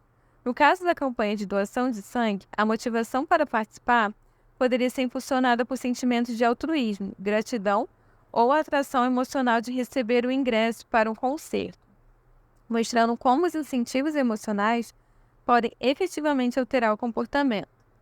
Relevância da economia comportamental. Esse campo de estudo é fundamental para entender como decisões aparentemente irracionais ou intuitivas podem ser previstas e influenciadas.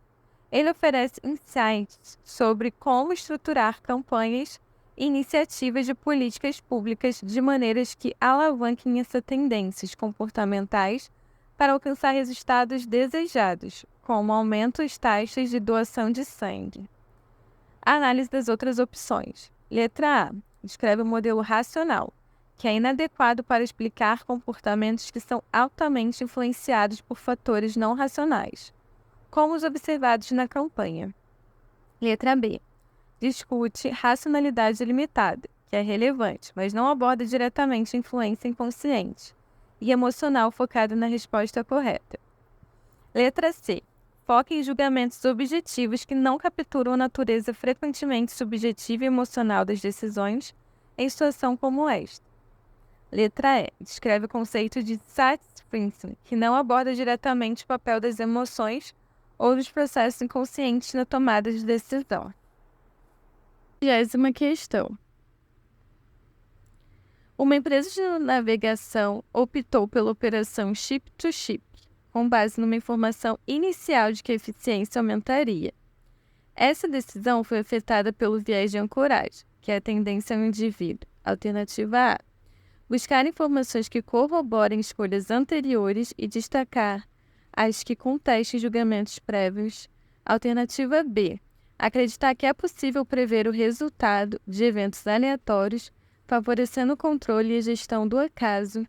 Alternativa C: preferir um ganho certo de uma quantidade moderada a um resultado mais arriscado, mesmo que este tenha uma compensação mais alta. Alternativa D: julgar as coisas com base nas informações mais facilmente disponíveis, levando a superestimar eventos improváveis. Alternativa E: fixar-se em uma informação como ponto de partida e a dificuldade de ajustar-se diante de informações posteriores. Agora para o vídeo para responder a questão. A alternativa correta é a letra E, que descreve adequadamente o conceito de viés de ancoragem. Esse viés ocorre quando indivíduos, ao tomarem decisões, dão peso desproporcional a uma informação inicial e têm dificuldade em ajustar essa percepção, mesmo diante de novas informações que poderiam levar a uma conclusão diferente.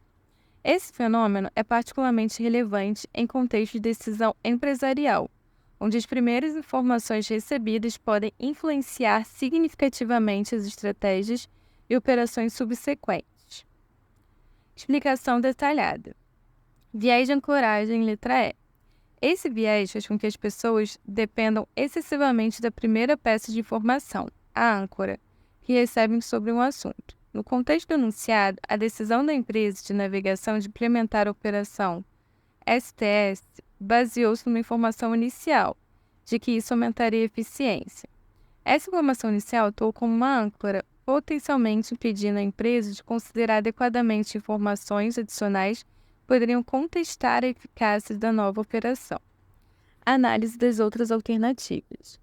Letra A descreve o viés de confirmação, que é a tendência de favorecer informações que confirmam crenças ou teorias pré-existentes, independentemente de sua veracidade. Letra B relaciona-se ao erro de aleatoriedade, que é uma crença errônea na capacidade de prever eventos aleatórios, comumente observada em situações de incerteza. Letra C refere-se à aversão ao risco, uma preferência por opções seguras e conhecidas em detrimento de alternativas que, embora potencialmente mais lucrativas, carregam maior risco. Letra D trata do viés de disponibilidade, onde as decisões são influenciadas pela facilidade com que exemplos específicos vêm à mente, não necessariamente pela relevância ou representatividade desses exemplos. Implicações práticas e teóricas. Entender e identificar o viés de ancoragem é crucial para administradores e tomadores de decisão em qualquer campo, especialmente em ambientes dinâmicos e competitivos como a navegação. O reconhecimento desse viés pode ajudar a mitigar seus efeitos, incentivando a busca e considerações de múltiplas fontes de informações antes de fiscalizar decisões estratégicas. Ao desafiar atividades às âncoras iniciais, as empresas podem tomar decisões mais informadas e adaptativas, aumentando assim a probabilidade de sucesso operacional e competitivo. 21ª questão. O administrador, em suas atividades diárias, precisa fazer diversas escolhas para que os objetivos da organização sejam alcançados. Essas escolhas se constituem decisões necessárias para a resolução de problemas ou para aproveitar alguma oportunidade.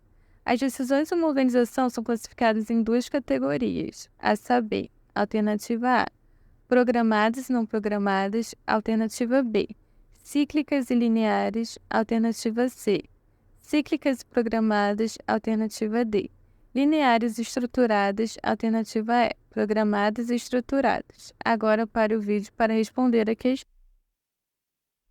A alternativa correta é a letra A. A classificação das decisões organizacionais em programadas e não programadas é um conceito fundamental no estudo da administração e do comportamento organizacional. Vamos detalhar cada uma dessas categorias e por que elas são essenciais para a gestão eficaz. Decisão programadas. Letra A. Essas são decisões rotineiras, que ocorrem frequentemente dentro de uma organização. Por serem comuns, elas podem ser tratadas através de métodos ou procedimentos estabelecidos. Tais decisões são geralmente previstas e, portanto, podem ser planejadas com antecedência. Exemplos: inclui procedimentos de pedido de reabastecimento de estoque, políticas de cobrança, padrão ou regras para a contratação de novos funcionários. Decisões não programadas. Por outro lado, as decisões não programadas são aquelas que ocorrem em situações que são únicas, são pouco frequentes e muitas vezes imprevisíveis. Essas exigem soluções customizadas e criativas, pois não enquadram nos procedimentos rotineiros da organização. São tipicamente associadas a situações de alto risco e complexidade, como o lançamento de um novo produto no mercado, decisões sobre fusões e aquisições ou a resolução de crises inesperadas. Relevância e implicações. A importância na gestão, compreender a diferença entre essas duas categorias de decisão é vital para os administradores, pois permite a implementação de sistemas de controle e decisão mais adequada a cada situação. Por exemplo, sistemas de informações podem ser desenvolvidos para lidar automaticamente com decisões programadas, liberando tempo dos gestores para se concentrarem nas decisões não programadas, que exigem maior reflexão e julgamento.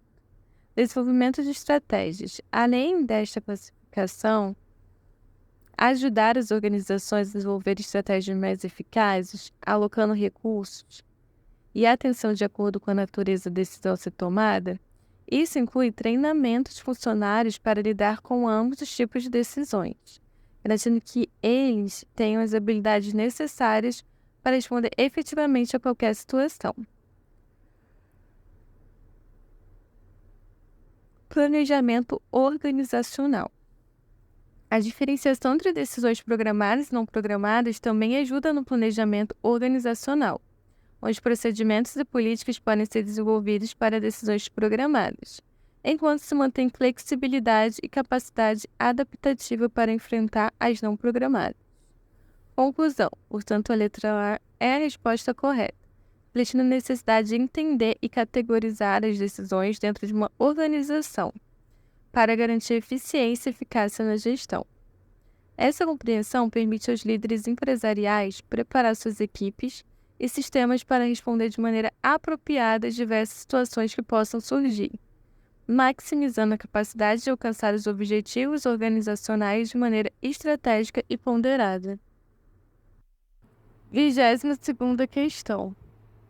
Num processo de seleção, muitas vezes os tomadores de decisões se valem excessivamente da própria experiência, seus impulsos, instintos e regras de senso comum para o julgamento de candidatos. Nesses vieses comuns à tomada da decisão, há uma tendência de incorrer no erro de alternativa A, viés da compreensão tardia, acreditar que somos melhores que na verdade somos em fazer previsões, nos torna falsamente confiantes. Alternativa B, aleatoriedade, julgar as coisas com base nas informações mais facilmente disponíveis. Letra C, escalada de comprometimento, ancorar o julgamento em uma informação inicial, o que dificulta o ajuste diante de informações posteriores. Alternativa D, aversão ao risco, buscar informações que corroborem escolhas anteriores e descartar as que contestem julgamentos prévios.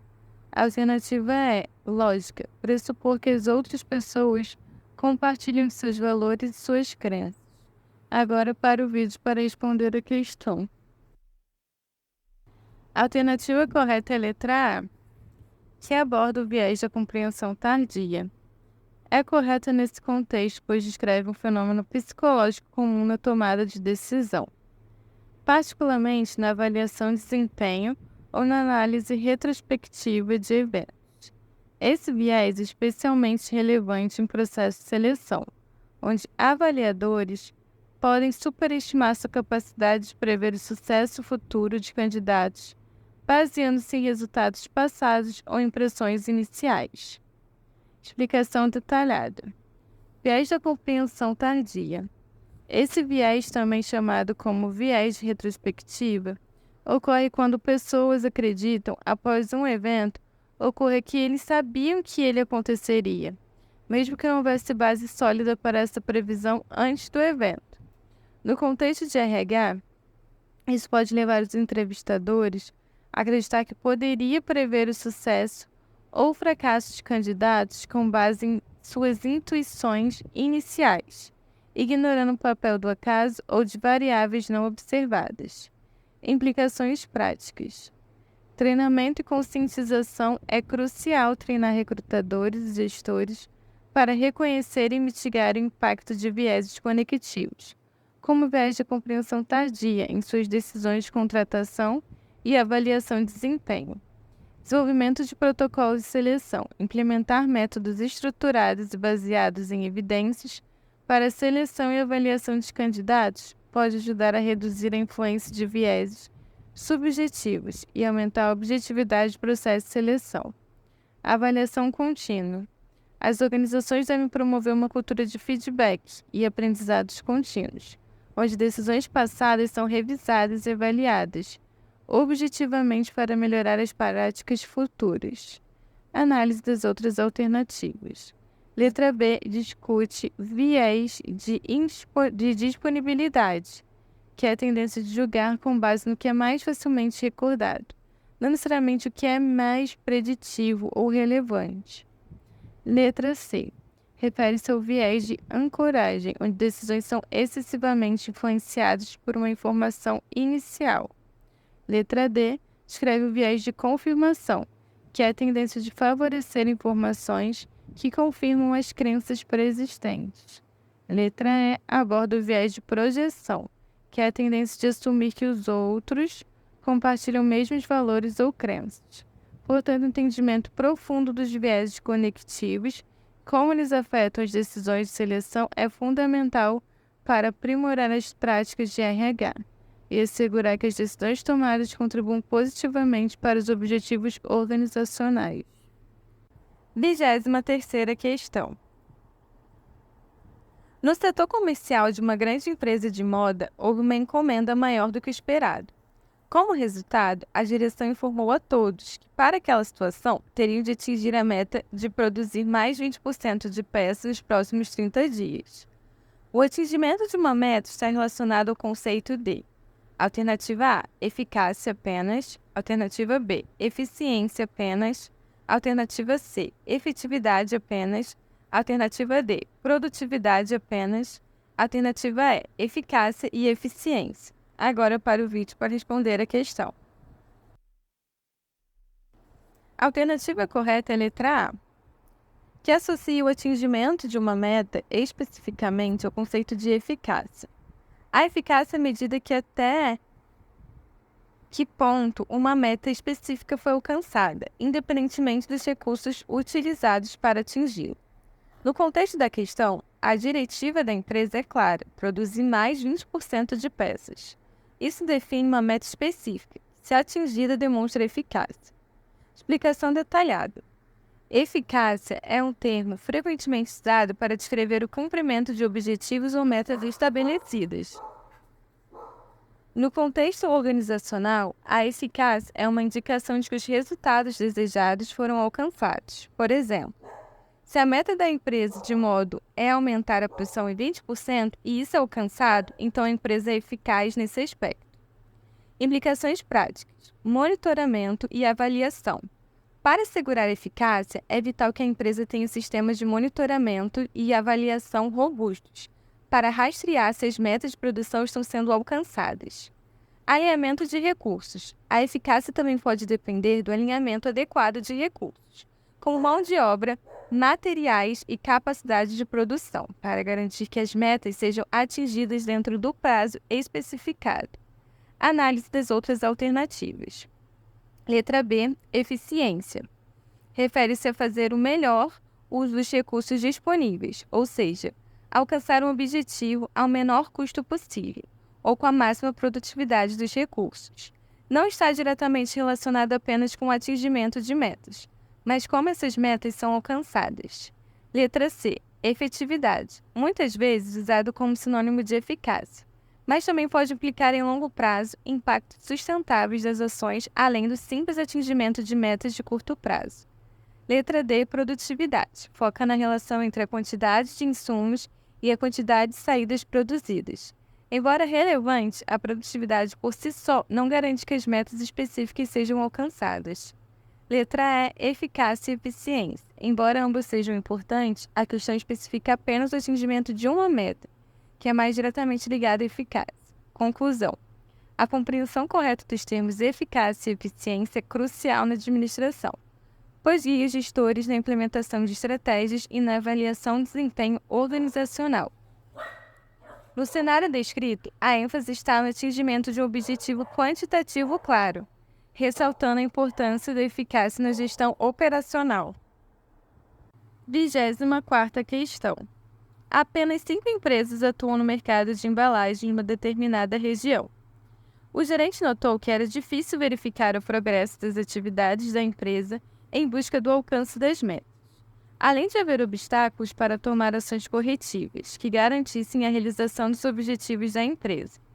Nesse caso, a função administrativa em questão é denominada alternativa A, direção, alternativa B, controle, alternativa C, liderança, alternativa D, planejamento, alternativa E, organização. Agora para o vídeo para responder a questão. A correta é a letra B. A função administrativa correta para a situação descrita é de controle, que é fundamental para garantir que a organização esteja progredindo em direção aos seus objetivos estabelecidos. Vamos detalhar a função de controle e explicar por que as outras opções não se aplicam ao contexto mencionado. Função de controle letra B. Essa função é crucial em qualquer processo de gestão. Envolve o monitoramento das atividades organizacionais para assegurar que estão sendo realizadas conforme planejado e que a empresa está no caminho certo para atingir suas metas. Inclui também a identificação de desvios em relação ao plano e a implementação de ações corretivas necessárias. No contexto anunciado, a dificuldade de verificar o progresso e a necessidade de ações corretivas apontam diretamente para a necessidade de um controle efetivo. Explicação detalhada e implicações práticas. Monitoramento envolve a coleta, análise e relato de informações relevantes que ajudam os gestores a avaliar o desempenho da organização. Ações corretivas. Quando são identificados desvios significativos entre o desempenho planejado e o real, medidas corretivas são necessárias para realinhar a operação com os objetivos estratégicos. Análise das outras alternativas. Letra A, direção. Enquanto a direção está relacionada com a condução das pessoas na execução dos planos, ela não enfoca especificamente o monitoramento e a correção de desvios. Letra C, liderança. Refere-se à capacidade de influenciar e motivar os membros da equipe para alcançar objetivos organizacionais, mas não aborda diretamente o aspecto de monitoramento de desempenho. Letra D, planejamento. Essa função envolve a definição de objetivos e a elaboração de planos para alcançá-los. No entanto, não trata do acompanhamento e ajustes dos planos. Letra E, organização. Relaciona-se com a estruturação dos recursos da empresa e definição de como as tarefas são divididas, organizadas e coordenadas, sem focar diretamente no monitoramento contínuo de atividades. Conclusão. A compreensão detalhada da função de controle é essencial para gestores que desejam manter suas operações alinhadas com os objetivos estratégicos. Ela permite uma resposta rápida a qualquer questão que possa surgir e garante que a empresa possa se adaptar e corrigir rotas conforme necessário para garantir o sucesso contínuo.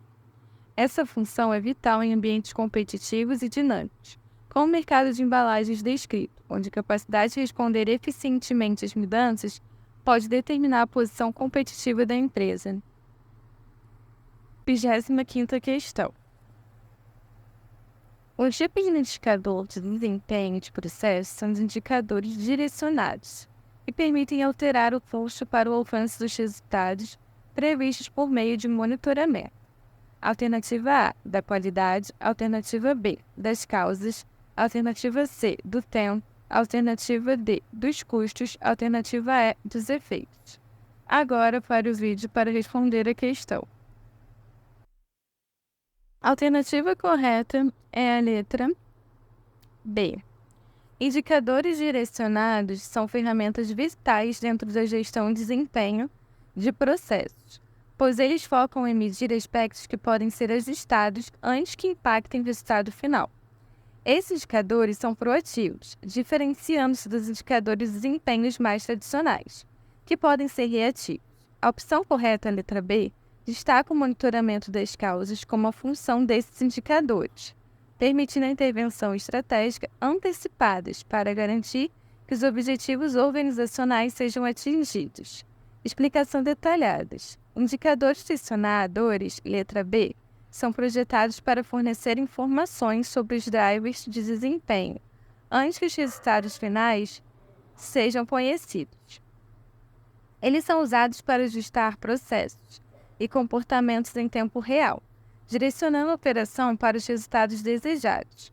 Por exemplo, em um contexto de desenvolvimento de software, o indicador direcionador pode monitorar a eficácia das revisões de código no estágio inicial para reduzir a quantidade de bugs encontrados em testes posteriores.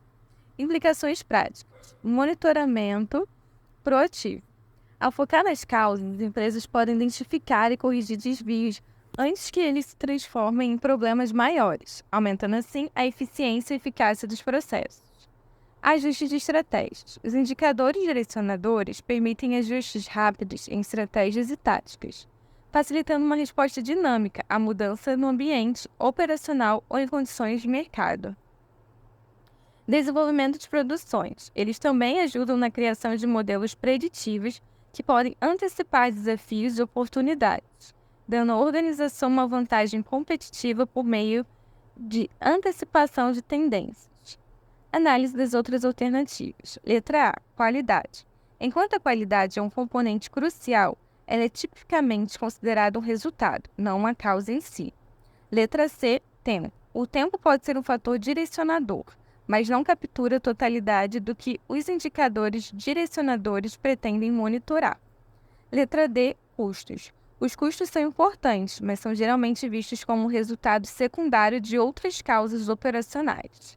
Letra E. Efeitos. Monitorar os efeitos está mais alinhado com indicadores de desempenho resultantes do que os indicadores direcionadores. Conclusão.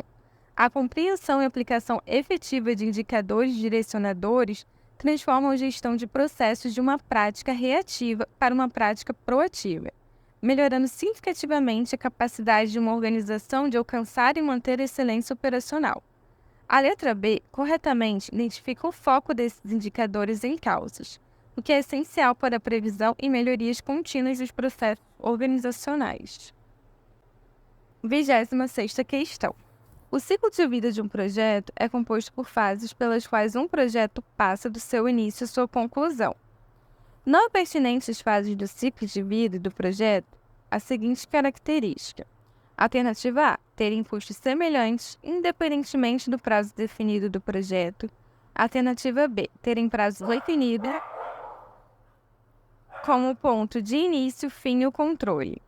Alternativa C.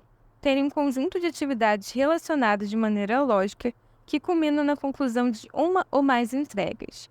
Alternativa D. Terem seus nomes, sua quantidade e sua duração determinados pelas necessidades de gerenciamento e controle das organizações envolvidas no projeto, pela natureza do projeto em si, pela sua área de aplicação. E a alternativa E. Poderem ser sequenciais, interativas ou sobrepostas. Agora para o vídeo para responder a questão.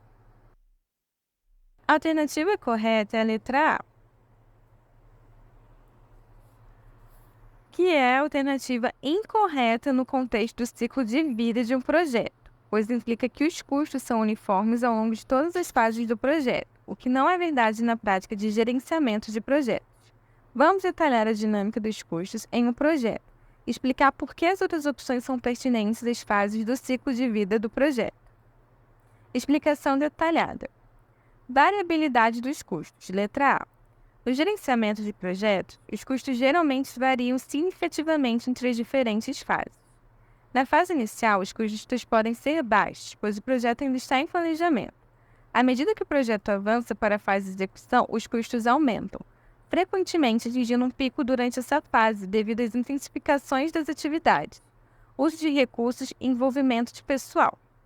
Conforme o projeto se aproxima de sua conclusão na fase de encerramento, os custos tendem a diminuir, pois as atividades principais já foram realizadas. Implicações práticas. Planejamento financeiro. Entender que os custos variam permite os gestores de projetos planejar melhor o orçamento e alocar recursos de forma eficiente ao longo das fases do projeto. Monitoramento e controle. Gestores de projeto devem monitorar os custos de perto para garantir que o projeto permaneça dentro do orçamento. Isso inclui fazer ajustes conforme necessário quando desvios são identificados. Análise das outras alternativas. Letra B. Fases com prazos definidos são essenciais para a estruturação e o controle do projeto, garantindo que haja metas claras e cronogramas para sua conclusão. Letra C. As atividades relacionadas, logicamente, que culminam em entregas, são a essência do desenvolvimento de um projeto, garantindo que cada fase contribua para os objetivos finais. Letra D. A personalização do projeto com base nas necessidades, na natureza do projeto e na área de aplicação é crucial para atender às especificidades e requisitos do projeto. Letra E. A flexibilização nas fases do projeto, sendo sequenciais, interativas ou sobrepostas, reflete a adaptabilidade necessária em gerenciamento de projetos para lidar com variáveis e mudanças durante o curso do projeto. Conclusão. Compreender a variedade dos custos ao longo do ciclo de vida do projeto é crucial para o gerenciamento eficaz, permitindo intervenções estratégicas para manter o projeto dentro do orçamento e alinhado com os objetivos planejados. A escolha da letra A como resposta correta ressalta a importância de reconhecer e planejar para a natureza dinâmica dos custos em projetos. 27ª questão. A função do gerente de projetos varia de acordo com a estrutura organizacional em que o projeto é realizado. No caso do projeto levado à frente por certa empresa, o gerente de projeto está subordinado ao setor de vendas. Dessa forma, a estrutura utilizada é classificada como estrutura alternativa A, basilar, alternativa B, matricial, alternativa C, funcional, alternativa D, projetizada e alternativa E, centralizada. Agora para o vídeo para responder a questão. A alternativa correta é a letra C. A estrutura organizacional funcional é caracterizada pela divisão do trabalho em departamentos específicos, onde cada unidade possui um gerente funcional. Os projetos dentro dessas organizações são geralmente conduzidos dentro dos limites departamentais, e o gerente no projeto tem autoridade limitada, sendo subordinado ao gerente funcional. No caso descrito no enunciado, onde o gerente do projeto está subordinado ao setor de vendas, isso é típico de uma estrutura funcional. Explicação detalhada. Autoridade limitada. Os gerentes de projetos em uma estrutura funcional frequentemente enfrentam desafios devido à sua autoridade limitada, o que exige habilidades aprimoradas em negociação e influência para obter os recursos necessários e alinhar as equipes de projeto com os objetivos organizacionais. Coordenação entre departamentos. É essencial uma boa coordenação entre departamentos, uma vez que o gerente do projeto pode precisar negociar com vários gerentes funcionais para acessar recursos e alinhar o projeto com as políticas e procedimentos departamentais. Análise das outras alternativas. Letra A, basilar. Esse termo não é comumente usado em discussão sobre estruturas organizacionais para gerenciamento de projetos. Letra B, matricial. A estrutura matricial caracteriza-se pela existência de dois canais de autoridade, funcional e projetista. O gerente do projeto tem mais autoridade do que em uma estrutura funcional, mas menos do que em uma estrutura projetizada. Letra D, projetizada. Em uma estrutura projetizada, o gerente do projeto possui autoridade total sobre o projeto e seus recursos, o que não é o caso aqui. Letra E, centralizada. Esse termo também não é comumente usado em discussões sobre estruturas organizacionais padrão em gerenciamento de projetos. Conclusão. A estrutura funcional é amplamente reconhecida pela sua eficácia em manter a especialização e eficiência departamental, mas pode apresentar desafios para o gerenciamento de projetos devido à autoridade limitada do gerente de projeto. Entender essas dinâmicas é crucial para navegar com sucesso nos desafios organizacionais e garantir o alinhamento eficaz entre projetos e objetivos departamentais. 28ª questão. As funções relacionadas à gestão dos processos necessárias para assegurar que um projeto contemple todo o trabalho requerido e nada mais do que o trabalho requerido para completar o projeto com sucesso estão associadas à gerência de: alternativa A, avaliação do projeto; alternativa B, escopo do projeto; alternativa C, integração do projeto; alternativa D, monitoramento do projeto; alternativa E, qualidade do projeto. Agora para o vídeo para responder a questão. A alternativa correta é a letra B. O gerenciamento do escopo do projeto é crucial na definição e controle de tudo que é incluído e excluído do projeto. Esse processo envolve assegurar que o projeto contém apenas o trabalho necessário para completá-lo com sucesso, sem desvios que possam impactar os custos e os prazos. A escolha correta, a letra B, está diretamente associada a essas responsabilidades. Explicação detalhada. Gerenciamento do escopo. O gerenciamento do escopo do projeto envolve a identificação e definição de todos os trabalhos necessários para a conclusão bem-sucedida do projeto. Esse processo começa com a coleta de requisitos, seguida pela definição do escopo, e culmina na criação de uma estrutura analítica do projeto, EAP, que é uma decomposição do trabalho principal do projeto. Implicações práticas. Definição de escopo. Uma definição clara de escopo ajuda a evitar o escopo de trabalho desnecessário ou não planejado, conhecido como scope creep, que pode causar atrasos e aumento de custos. Controle de mudanças. O gerenciamento eficaz de escopo também envolve um processo rigoroso de controle de mudanças para lidar com as solicitações de alteração do escopo durante a vida do projeto. Análise das outras alternativas. Letra A. A avaliação do projeto. Enquanto a avaliação do projeto é importante, ela geralmente ocorre após a conclusão do projeto para determinar seu sucesso ou falha, e não se foca exclusivamente no trabalho necessário durante o projeto. Letra C. Integração do projeto. A gerência de integração lida com a coordenação de todos os elementos do projeto, mas não se concentra especificamente em definir ou controlar o escopo do trabalho. Letra D. Monitoramento do projeto. Envolve o acompanhamento do progresso do projeto, mas é mais amplo do que apenas garantir que apenas o trabalho necessário seja feito. Letra E. Qualidade do projeto. O gerenciamento da qualidade foca em assegurar que os padrões de qualidade do projeto sejam alcançados, o que é distinto de garantir que apenas o trabalho necessário seja incluído. Conclusão. Compreender e aplicar efetivamente as principais práticas de gerenciamento do escopo é essencial para o sucesso do projeto, pois assegura que todos os esforços estejam alinhados com os objetivos definidos, sem desperdício de recursos ou desvios desnecessários. A escolha da letra B como a resposta correta destaca a importância de um escopo bem definido e gerenciado como parte fundamental do gerenciamento de projetos. 29ª questão. Entre as responsabilidades do gestor de um projeto está a execução de processos de gerenciamento de contratos e controle de mudanças que são necessárias para desenvolver e administrar contratos e pedidos de compra emitidos. Essas responsabilidades são associadas ao gerenciamento de: alternativa A, custos; alternativa B, qualidade; alternativa C, aquisições; alternativa D, comunicações; e alternativa E, recursos humanos. Agora para o vídeo para responder a questão. A alternativa correta é a letra C. O gerenciamento das aquisições em projetos é crucial para assegurar que os insumos necessários sejam obtidos de maneira eficaz e eficiente.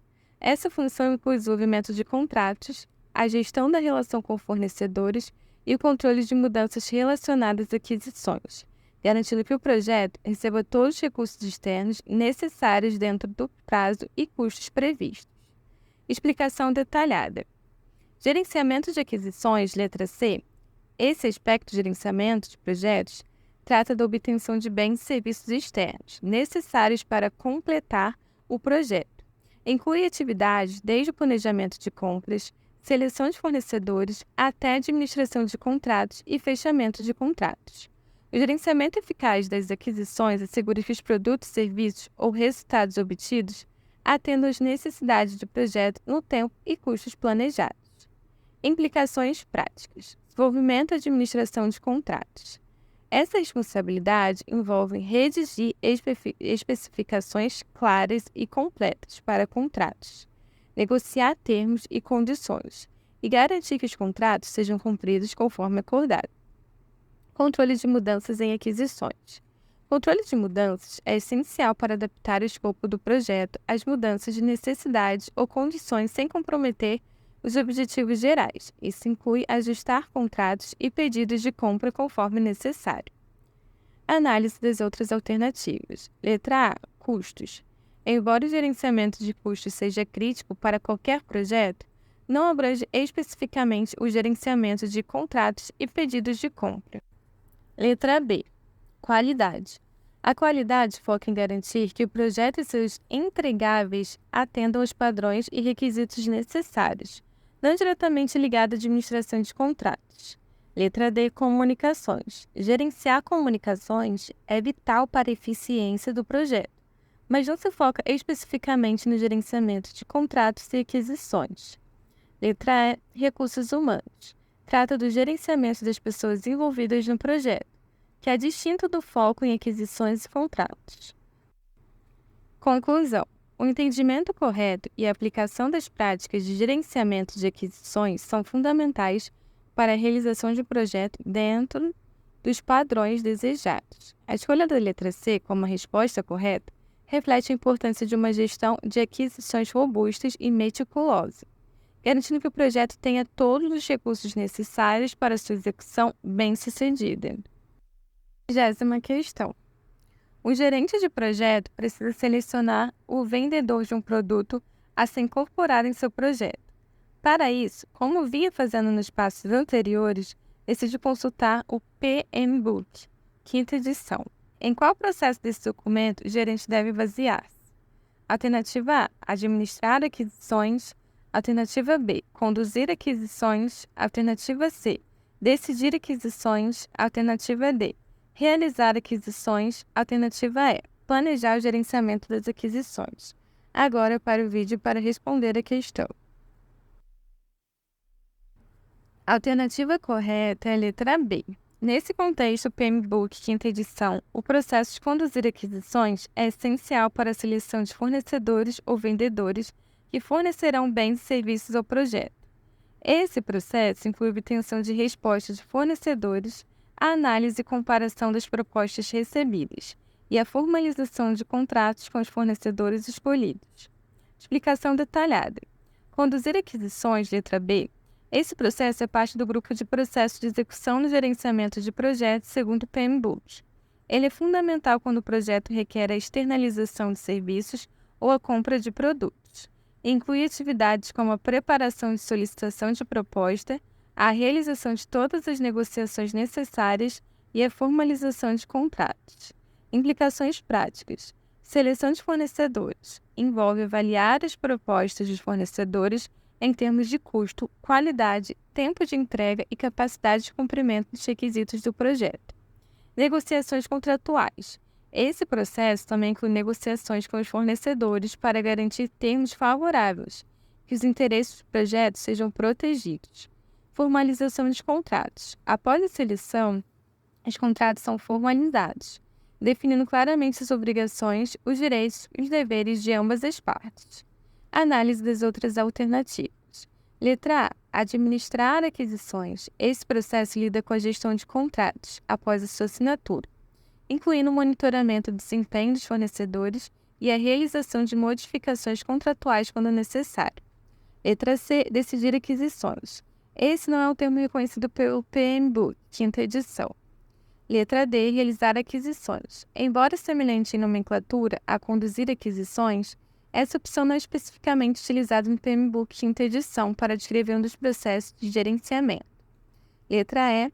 Planejar o gerenciamento das aquisições. Esse processo envolve a criação de um plano para gerenciar as aquisições do projeto, determinando como as aquisições serão planejadas, executadas e controladas. Conclusão. O entendimento e aplicação correta do processo de conduzir aquisições são cruciais para assegurar que os insumos necessários para projetos sejam adquiridos eficazmente, contribuindo significativamente para o sucesso geral do projeto. A escolha da letra B como a resposta correta destaca a importância de processos bem definidos e estruturados na gestão de projetos. 31ª questão. Ao conduzir as aquisições de computadores para um projeto de desenvolvimento de software, segundo o PMBOK 5ª edição, o gerente de projeto deve adotar os seguintes procedimentos. Alternativa A. Documentar decisões e gerenciar os relacionamentos. Alternativa B. Documentar decisões e identificar fornecedores em potencial. Alternativa C. Gerenciar os relacionamentos e monitorar contratos. Alternativa D. Identificar fornecedores potenciais e obter respostas dos fornecedores. Alternativa E. Obter respostas dos fornecedores e selecionar o fornecedor. Agora para o vídeo para responder a questão. A alternativa correta é a letra E. O processo de conduzir aquisições dentro do PMBOK edição abrange várias etapas importantes, das quais a obtenção de respostas de fornecedores e a seleção de subsequentes do fornecedor são cruciais. Esse processo é essencial para garantir que o projeto adquira os recursos necessários com as melhores condições possíveis, impactando diretamente a eficácia e eficiência do projeto. Explicação detalhada. Obter respostas de fornecedores, letra E, primeira parte. Essa etapa envolve solicitar e receber propostas, cotações ou licitações de fornecedores após a emissão de solicitações formais, como RFPS ou RFQS. Selecionar o fornecedor, letra E, segunda parte, após a análise das respostas recebidas, a seleção do fornecedor é realizada com base em critérios pré-definidos, que podem incluir preço, capacidade técnica, garantias e o tempo de entrega. Implicações práticas. A análise crítica. O gerente de projeto deve analisar criticamente as propostas recebidas para garantir que atendam os requisitos do projeto e ofereçam o melhor valor. Negociação. Frequentemente, essa etapa também envolve negociações com os fornecedores selecionados para melhorar os termos do contrato. Documentação. Toda decisão e acordo deve ser devidamente documentado para garantir clareza e legalidade. Analise as outras alternativas. Letra A. Embora a documentação de decisões e o gerenciamento de relacionamentos sejam importantes, elas são muito gerais e não especificam diretamente as etapas críticas do processo de aquisição. Letra B. A identificação de fornecedores é apenas o início do processo e não cobre a etapa subsequente de interação e negociação. Letra C. Gerenciar relacionamentos e monitorar contratos são atividades que ocorrem após a seleção do fornecedor, geralmente sob o processo de administrar aquisições. Letra D. Embora identificar fornecedores e obter respostas sejam relevantes à seleção do fornecedor, é um passo crítico que finaliza o processo de condução e aquisições. Conclusão. A correta condução das aquisições é fundamental para o sucesso de projetos, especialmente em áreas técnicas como o desenvolvimento de software, onde a qualidade e adequação dos equipamentos podem influenciar diretamente o desempenho do projeto. A escolha da letra E como resposta correta destaca a importância de uma gestão de aquisições bem estruturada e eficaz.